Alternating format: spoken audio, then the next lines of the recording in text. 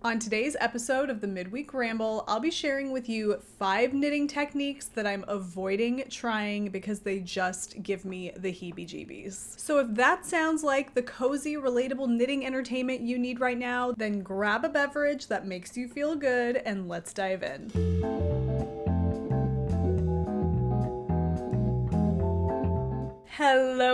Hello, and welcome to the Wool Needles Hands Midweek Ramble.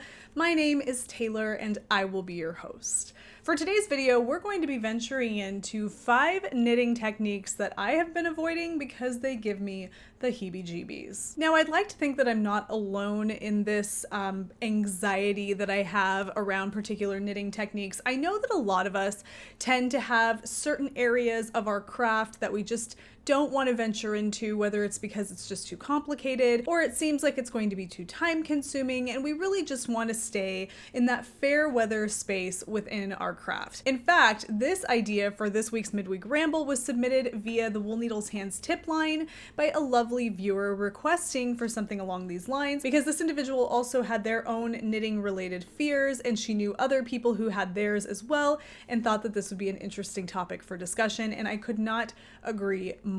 And in order to kind of give this its time in the sun, I want to make sure that I organize categories of these particular techniques that are giving me pause, that are keeping me from, diving into them. And then we're going to be ranking each of those categories by exactly how scary it is, with little scary skeleton faces like the one you see here. So if something is super scary and intimidating and I really don't want to get into it, I'm going to give it 5 super scary skeleton faces. And then, of course, those things that are slightly less intimidating or just not intimidating at all in a particular category will have fewer scary skeleton faces. Now, in terms of the categories that we're looking at today and how we're using those categories to rank exactly how spooky these techniques are, the categories I've chosen here are complexity, appearance, time investment, yarn requirements, pattern availability, and practicality. Each of those categories I've listed here, each of those categories is going to get a spooky, intimidating, scary skull face ranking based on kind of where that sits with me as just your humble knitter. And some of those might surprise you, some of those might not be intimidating at all. And I would really love to hear your own opinions about these things, because this is just kind of my outlook. I know that there are several of you out there who have actively participated in knitting using these particular techniques and love them. And just for some fun, as this video continues, I'd love it if you ranked each of these for yourself. Give yourself a 1 to 5 scary skeleton face ranking for each of these categories, for each of these knitting techniques. Share it down below in the comments. I think it would be kind of fun to see where we all sit. And just know there's no way to give yourself 0 scary skeleton faces, even if you don't have any fear of these knitting techniques to begin with. The minimum you can give yourself is 1. You have to just embrace it. Join us. Okay, the first technique that I have been actively avoiding and really have absolutely no intention of starting is lace knitting or Shetland lace knitting or lace knitting with lace weight yarns. And I'm going to use traditional Shetland lace knitting here as my primary example, because even though that is kind of like a traditional form of knitting that originates in the Shetland Islands of Scotland, there are many other forms of very similar knitting from anywhere all over the world that require fine lace weight yarn. So essentially what I'm saying here is intricate lace work with lace weight yarn. Now, in terms of complexity, Shetland lace knitting or traditional lace knitting with lace weight yarns gets 4 scary skeleton faces for me. Shetland lace knitting is known for intricate and delicate lace designs with very complex motifs. The charts are very complicated and can be difficult to follow, and having all of those different stitch maneuvers can make things even more complicated. Not to mention, if you make a mistake, it's really difficult to go back and fix those mistakes or to even know that they exist in the first place until it's way too late. So for complexity, I'm giving this 4 scary skeleton faces. In terms of appearance, I'm giving this 1 scary skeleton face. And that's really because that's going to be the smallest number of scary skeleton faces I can give any of these particular categories in this video. And I think that Shetland lace is beautiful. I've seen several examples of Shetland lace knitting and really intricate lace work in general. And I think that it's absolutely beautiful. And I admire anyone who has the time and the wherewithal and the skill to pull off that kind of work. It is really stunning. So the way that it looks isn't really scary, unless it means that I'm the one that has to produce that, then it gets a little bit more nerve-wracking, but I do think that it is very beautiful. In terms of a time investment, I'm going to give this one 3 skeleton faces. I'm not afraid of projects that take a lot of time.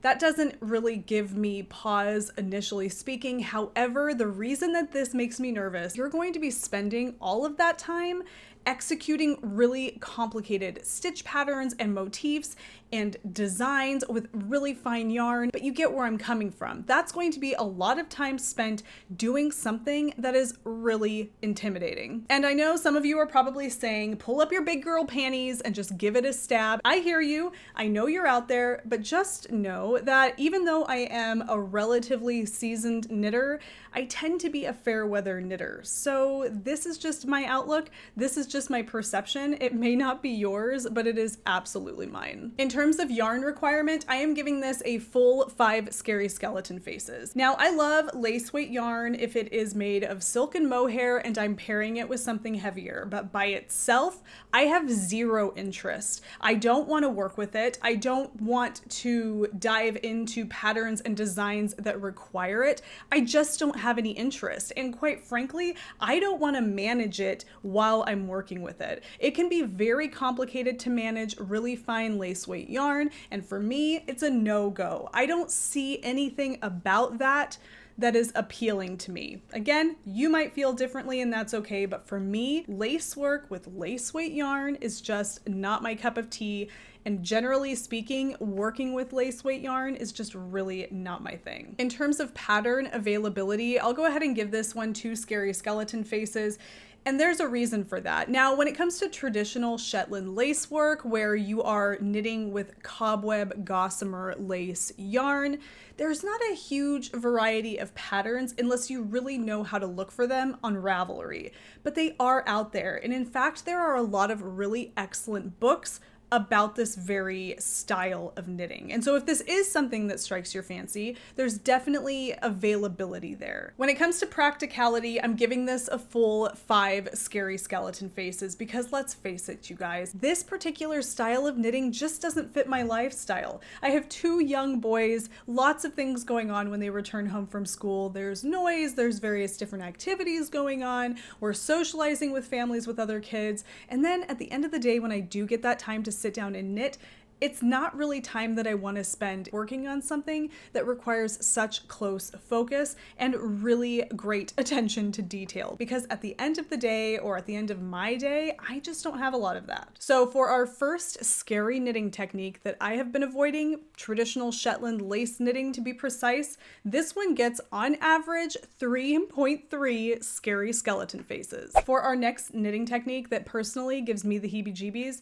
we're going to be diving into double knitting. Now, double knitting is a technique where you're working with 2 strands of yarn simultaneously to create a double thick fabric. It's right there in the name of the technique. That's exactly what you're doing. And so for complexity here, I'm going to give double knitting 3 scary skeleton faces. And because you're working with 2 strands of yarn simultaneously, you have twice as much to focus on. And a lot of times, traditional double knitting techniques employ color work, which means you're working on mirror images of the same color work motif most of the time on each side of the fabric with different strands of yarn. I will add a little bit of a note here that there are some double knitting patterns that don't require color work and really aren't that complex, just maybe a little bit more time consuming than anything, but we're gonna get to that in a minute. When it comes to appearance of double knit fabric and projects that are double knit, I would give this 0 scary skeleton faces, but like I said, that's not an option. So I'm going to give this 1 scary skeleton face.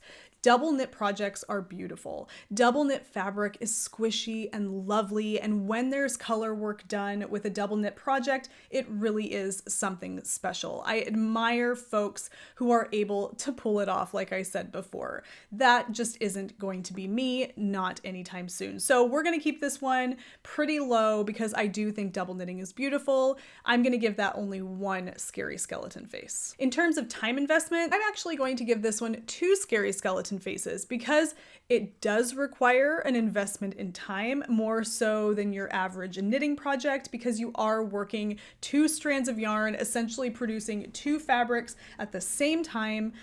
But I've done things like that before. I've worked 2 socks at a time, and I'm not too terrified about the time investment. I mean, it does take me aback just a little bit, but it's not so bad. So when it comes to the time investment for doing double knit projects, I'll say 2 scary skeleton faces. In terms of yarn requirements here, I'm going to give this 3 scary skeleton faces. I definitely have to think about it. It makes me a little bit nervous because you're knitting 2 fabrics at the same time.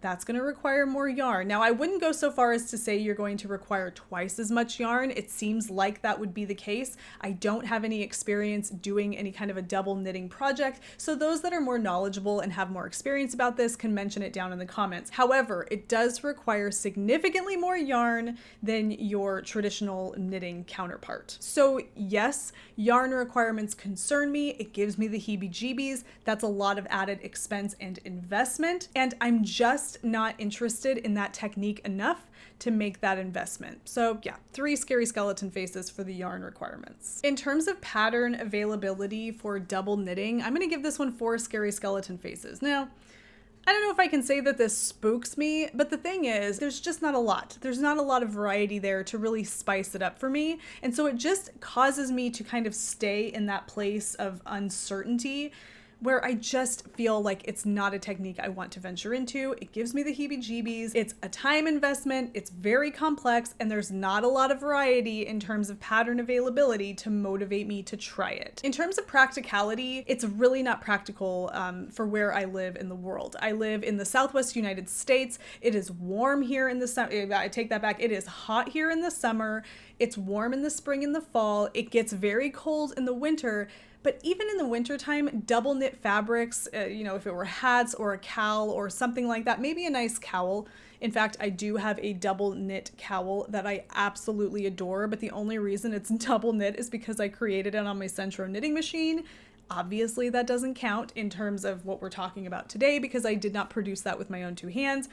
However, it's just generally speaking not a practical fabric for where I live. And so if I'm going to rank this with scary skeleton faces, in terms of practicality, regionally speaking, I'm going to give it 3 scary skeleton faces. It's just not practical. I could probably find ways to squeeze it in, but not enough to motivate me to try. So for double knitting, we're coming up with an average of 2.6 scary skeleton faces. Next on my list, and you've heard me mention this before, is brioche knitting. Now, brioche is special in that it has a whole different set of stitches. So you're not just doing your tried and true knit and purl stitches, really. You have brioche knit stitches, brioche purl stitches, whatever it is that they're called. They are separate stitches altogether. You execute them differently, which adds to the complexity. Also, you're knitting stitches more than once. So I think that you knit each row twice. Again, you're going to have to excuse me because I am not very well versed with brioche, but I do know a little bit about how things are worked twice, or you work each row twice, you spend twice as long on each row or each round.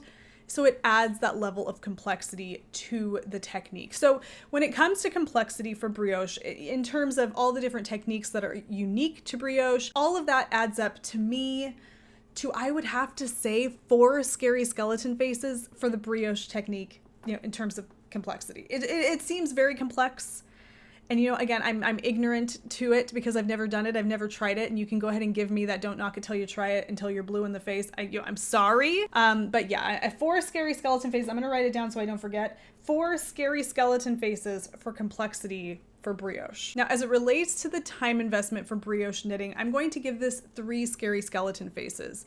I've heard that you can work on a brioche project for an hour and make so little progress in your work that you almost can't notice a discernible difference in the length of fabric that you've created. And that gives me pause. Now, I have a feeling that's a slight exaggeration, but from what I know about brioche knitting and the fact that you're kind of knitting the same row or round twice before you complete that portion or that round, leads me to believe that this isn't too far from the truth. I've also heard that brioche stitches are larger, take up more space, and just take more time to execute per individual stitch, which also leads to a slower knitting pace. So yeah, the time investment gives me the heebie-jeebies. Brioche is another one when it comes to appearance that I would give it 0 scary skeleton faces. So I'm gonna go ahead and just give this a single scary skeleton face. I think brioche can look too squishy sometimes. I think it can have kind of a clowny look, especially when you're doing 2-color brioche. So sometimes I do think that it just looks a little quirky and not really to my style and aesthetic preferences, but I do think that brioche, especially when it comes to brioche rib and that half fisherman's rib look, I think that it's very lovely and very classic looking. Like I said, I don't really love that fluffy, squishy, spongy look, but I do think that it has a tendency to be really quite beautiful. But there are sometimes some odd moments where I see some brioche, you know, patterns and projects that really earn that 1 scary skeleton face. In terms of yarn requirements, I'm giving this a 3 scary skeleton face rating because this does require significantly more yarn than traditional knitting techniques. With brioche, you're creating a really lofty and squishy fabric, meaning that there's more air in between the stitches, meaning that the stitches take up more space and require more yarn. And so that means that whatever project it is that you're working on, say a ribbed cardigan, if you were to knit that ribbed cardigan using the brioche technique, as opposed to maybe knitting that ribbed cardigan using a traditional knit rib technique, you're going to be using significantly more for the brioche cardigan, even though those particular garments measure out to be around the same size. And that has a lot to do with that lofty, squishy fabric. It gives me pause. I'm giving it 3 scary skeleton faces. In terms of pattern availability, I'm only giving this 1 scary skeleton face, and that is because brioche patterns are out there. You can find really gorgeous brioche patterns on Ravelry quite easily, and there is a large variety of types of patterns that you can choose from. There's accessories, there's shawls, there's garments, there's pants. All sorts of things are using these brioche stitches, so you're really not at any loss for really great patterns to choose from if you want to break into brioche knitting. If I did decide to take the plunge into brioche knitting, I know that I would have some really great patterns to choose from. So I'm only going to give this 1 scary skeleton face. Practicality speaking, and this is going to be very similar to what I mentioned about double knitting, brioche is really not a very practical knitting technique for me here because the fabric it produces in general is very thick and squishy and a little warmer than I would need where I live. However, and this is a big however, there are things that I knit that are not brioche that are thicker, heavier, and more warm than brioche. So, you know, it's not the practicality that gives me pause. It's more or less the practicality mixed with the work and the time investment and the complexity, all those together. Do I really want to put in that kind of effort for something that isn't going to be, you know, ideally practical, if that makes any sense. So when it comes to practicality, with all those other things considered that I mentioned previously, I'm going to give this one 2 scary skeleton faces.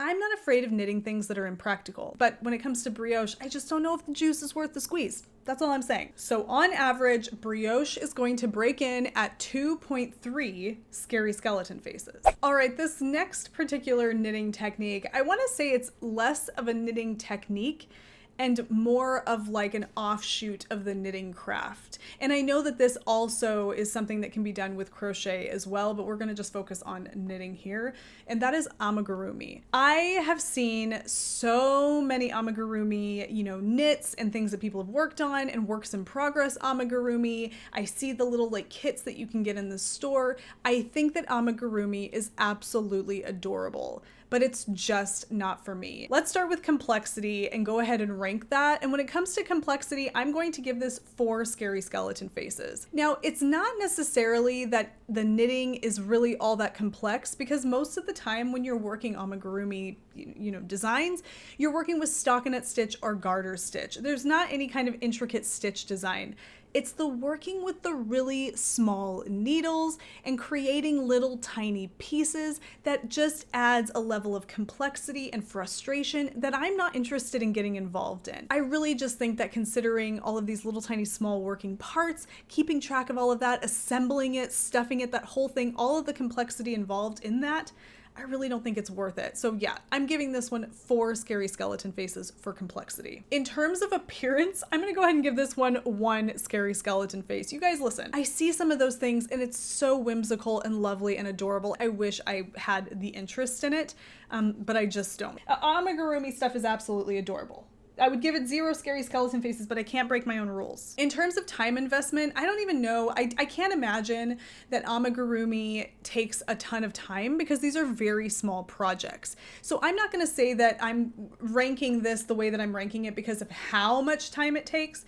It's more or less what you're doing with that time, and what maybe I would rather be doing sitting down and working on something with my hands, what other things I would rather be doing. And amigurumi is just, I can tell you now, it's not one of them. And so I'm going to give this one 4 scary skeleton faces in terms of time investment, because if I had, I don't know, 15-20 minutes to sit down and work with my hands uninterrupted, I'm not going to want to spend that, you know, knitting up a pair of tiny boxer shorts for a frog. I feel like it would be more frustrating. I just don't think for me that that's time well spent. In terms of yarn requirements for this, I'm going to give it 1 scary skeleton face. You can really choose any yarn you want for this, given that it fits with the weight of yarn required by the pattern. It really doesn't matter. It doesn't matter if it's wool, acrylic, if it's, you know, whatever color, where you get it. It really doesn't matter because it's going to be a little amigurumi character. You don't really have to worry about washability because I can't imagine you're going to be washing these little things. What a great way to use up leftover scraps of yarn to create little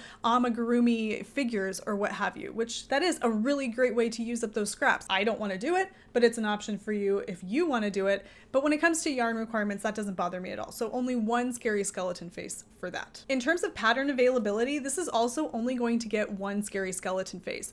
You can find amigurumi patterns everywhere. You can Google amigurumi pattern and be inundated with options. You can go to your local craft supply store and find an adorable kit for some kind of an amigurumi character. In fact, I think a couple years ago, I saw an amigurumi kit for the entire cast of Seinfeld, including the sofa in Jerry's apartment, which is adorable. And I would love somebody to make that for me. I just don't want to make it for myself. But there's a lot out there to choose from, lots of pattern availability. So this really only gets 1 scary skeleton face. And can you believe it? I think this is going to be our lowest scoring one in terms of scary skeleton faces. Practicality, I'm giving 4 scary skeleton faces. And the only reason I'm not giving this a full 5, whopping 5 scary skeleton faces is because I have 2 little boys that absolutely love stuffies and figures. And if I had to make an amigurumi character, there would be that little element of practicality because I know it would be loved by my little boys. And actually, the more I say that, the more I think that maybe I do need to give it a try because I know they would love and cherish those things. But I don't know. I'm not against knitting a stuffed animal for them of a more substantial size. So when I talk about amigurumi, I'm really talking about those little things. But yeah, it's practicality, all of that. It's just not practical for me, for my focus, for kind of like my mental state at the end of the day. I just don't have it in me to do it. So amigurumi, in terms of practicality, gets 4 scary skeleton faces, which is going to drive up that average, but I don't think it's going to be a deal breaker. So on average, amigurumi clocks in at 2.5 scary skeleton faces. It's not the lowest one in the lineup, at which you'll see in just a little bit, but it's down there. It's low. That means that maybe I will, maybe one day, who knows? Okay, our final knitting technique that gives me the heebie-jeebies is Intarsia. I remember from day one in my knitting journey when I first picked up my Knitting for Dummies book and I was reading through the various different types of techniques, I remember getting to the description of Intarsia and just thinking to myself, nope, not interested. This doesn't sound like why I want to get into knitting. This doesn't sound relaxing. This just sounds way too complicated. And so starting with complexity is a good place here because that is the driving force behind my choice to not attempt Intarsia. So when it comes to the complexity of Intarsia knitting, I'm giving this a full 5 scary skeleton faces because of yarn management alone. Similar to color work, Intarsia requires that you work with multiple yarn colors. However, unlike color work, those different colors of yarn appear on the project in big blocks and chunks of color.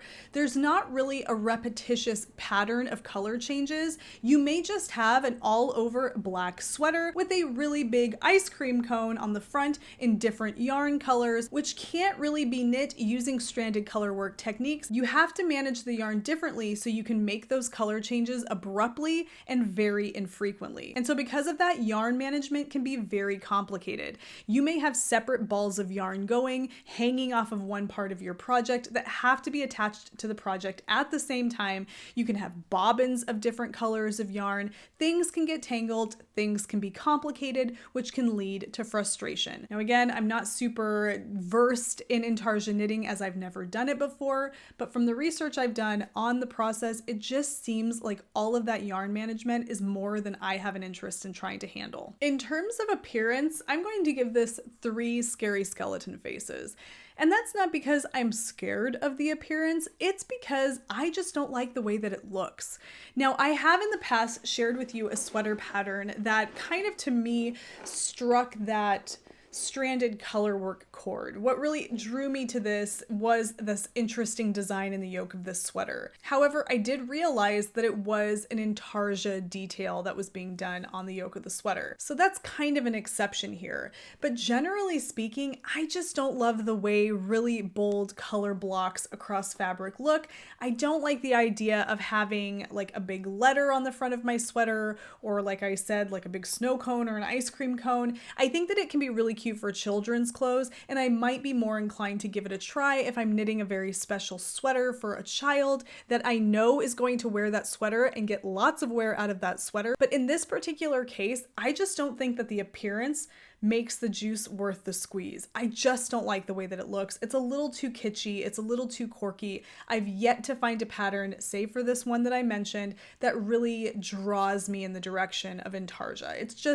It's just not for me. In terms of a time investment here, I'm going to give this one 3 scary skeleton faces. I can't really speak to whether or not this particular knitting technique takes a lot of time to execute. However, it's just what you're doing in that time that would be frustrating for me. It's the interruption in your rhythm. It's all of that yarn management that's happening while you're working on this project that just makes me think of all of that time I would be spending. Is it really something I want to do with that time? Kind of like the Amigurumi argument. So in terms of a time investment, I don't think that this takes a ton of time to execute, especially if you're seasoned at Intarsia knitting. However, it's just not how I want to spend my knitting time. The yarn requirement for an Intarsia project really doesn't bother me too much. So I'm only going to give this 1 scary skeleton face as it relates to the yarn requirements for Intarsia knitting. You can have a lot of fun stash diving, finding different single skeins of yarn in your stash to create that contrasting color for the Intarsia,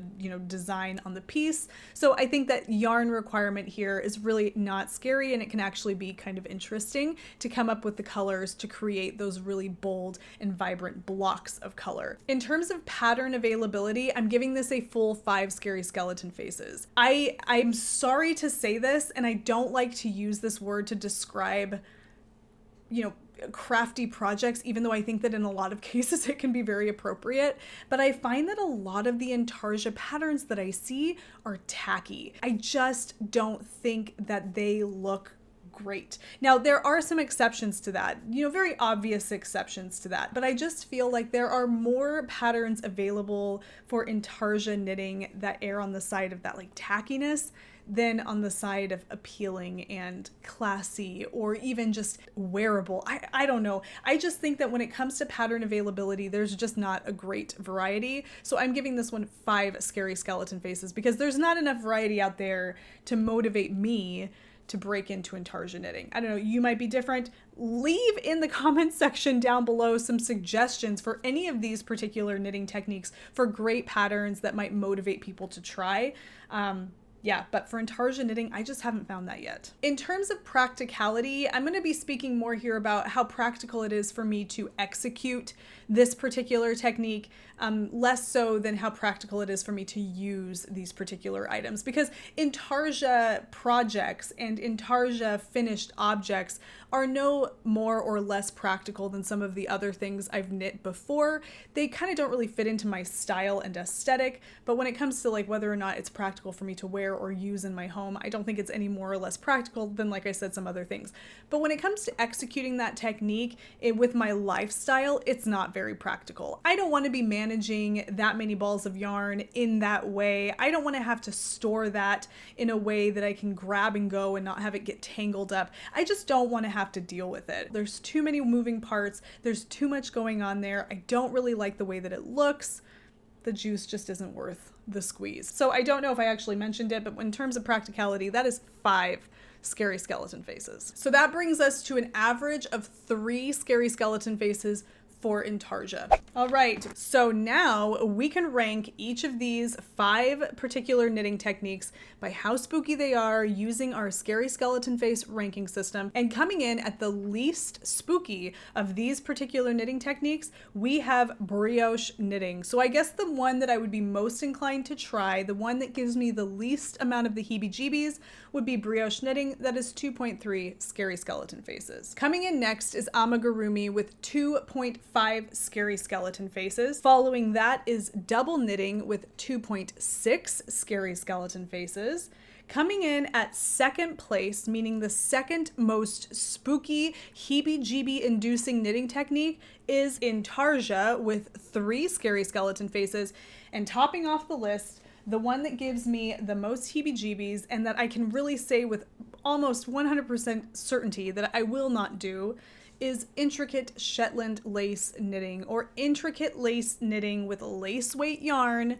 That comes in at 3.3 scary skeleton faces. Now, there are lots of knitting techniques out there to try, to sample, to see if you like, and I really do encourage you, before you close your mind to any of those knitting techniques, do as I say, not as I do here, and maybe give them a try. But don't feel bad if you never do. Don't feel bad if there are knitting techniques out there that you really have no interest in giving a try. It doesn't make you any less of a knitter. It just means that you're a knitter who knows what they like and you like to stick with what you like. I would say that if you really want to up your knitting skills, if you really want to take your knitting from one level to the next level, trying out different knitting techniques is always a really great way to do that. It expands your horizons. Knit what makes you happy, and that is all that matters. I want to thank you so much for coming along with me on this little journey today. This was a really fun topic to explore with you. I thank the viewer who reached out to suggest this topic idea. Know that if you have any suggestions for midweek ramble topic ideas that you would like to share with me, head over to woolneedleshands.com/tipline. Leave me a tip there. I will read them, and I always take those tips into consideration first when planning my new midweek rambles. If you took value from today's video or enjoyed yourself at any point, please don't forget to give the video a thumbs up. Definitely subscribe if you would like to see more content, which I upload every Wednesday and every Sunday. And also, if you would like to support the work that I'm doing here at the Wool Needles Hands channel, be sure to check out the Wool Needles Hands merch shop. You can find that by heading over to woolneedleshands.com/merch. There's lots of fun conversation starters over there in the form of t-shirts, tote bags, coffee mugs, what have you, to help show your support for your favorite knitting channel. Until we meet again for Sunday's episode of the Knitting Podcast, happy knitting, happy making, happy whatever it is that you're doing. Take care, be well, and I will see you soon. Bye.